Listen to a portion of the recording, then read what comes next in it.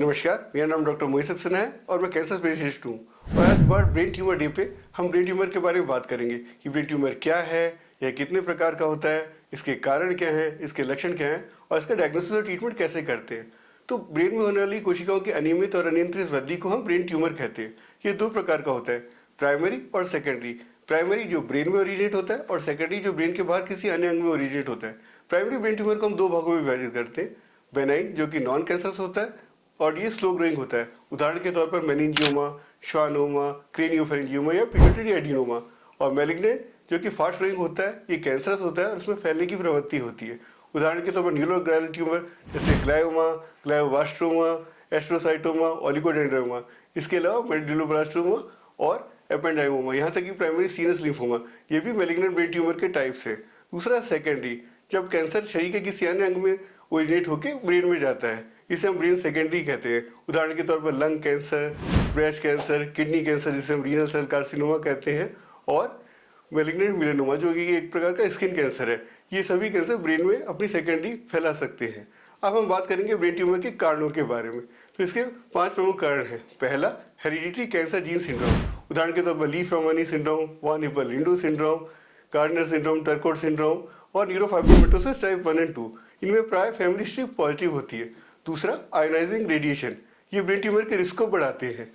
तीसरा, केमिकल्स जैसे कि पॉल्यूटेंट्स या फिर टोबैको स्मोकिंग, ये भी ब्रेन ट्यूमर की रिस्क को बढ़ाते हैं।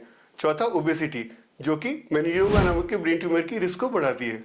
और पांचवा, एज के साथ ब्रेन ट्यूमर की रिस्क को बढ़ती है। हालांकि कुछ प्रकार के ब्रेन ट्यूमर जैसे कि मेडुलोब्लास्टोमा बच्चों में पाए जाते हैं।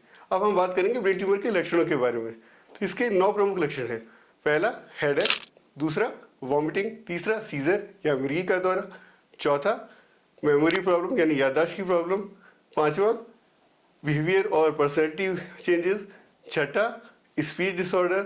सातवां, विजुअल और हियरिंग डिस्टर्बेंसेस। आठवां, वीकनेस और नमनेस। और नौवां, इम्बैलेंस। अब हम बात करेंगे ब्रेन ट्यूमर के डायग्नोसिस के बारे में। तो इसके डायग्नोसिस के 4 स्टेप होते हैं। पहला, हिस्ट्री, जिसमें पेशेंट के लक्षणों के बारे में जाना जाता है। दूसरा, क्लिनिकल एग्जामिनेशन, जिसमें डिटेल न्यूरोलॉजिकल एग्जामिनेशन होता है। तीसरा, इमेजिंग, जिसमें सीटी और एमआरआई करते हैं। कई बार एमआरआई स्पेक्ट्रोस्कोपी या पेट सीटी भी करनी होती है। और चौथा, बायोप्सी, जो न्यूरोसर्जन द्वारा की जाती है। कई बार शियो टेक्निक द्वारा की जाती है, कई बार बर्ड होल टेक्निक द्वारा की जाती है। अब इसके ट्रीटमेंट की 4 प्रमुख मॉडलिटी हैं।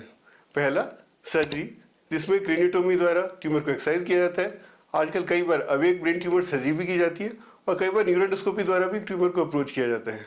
दूसरा, रेडियोथेरेपी, जो कि एक्सटर्नल बीम रेडियोथेरेपी दी जाती है, लेकिन कई बार इशियोटेक्टिक रेडियो सर्जरी भी की जाती है। साइबर नाइफ और गैमा नाइफ का प्रयोग किया जाता है।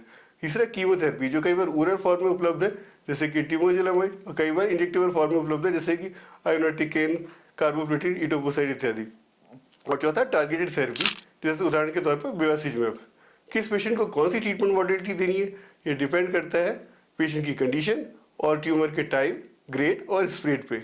ट्यूमर से मत डरो, लक्षणों के प्रति सजग रहो। अगर ब्रेन ट्यूमर का शक हो तो एमआरआई और बायोप्सी कराओ। इसके बाद सही ट्रीटमेंट पाओ और जीवन स्वस्थ बनाओ। धन्यवाद।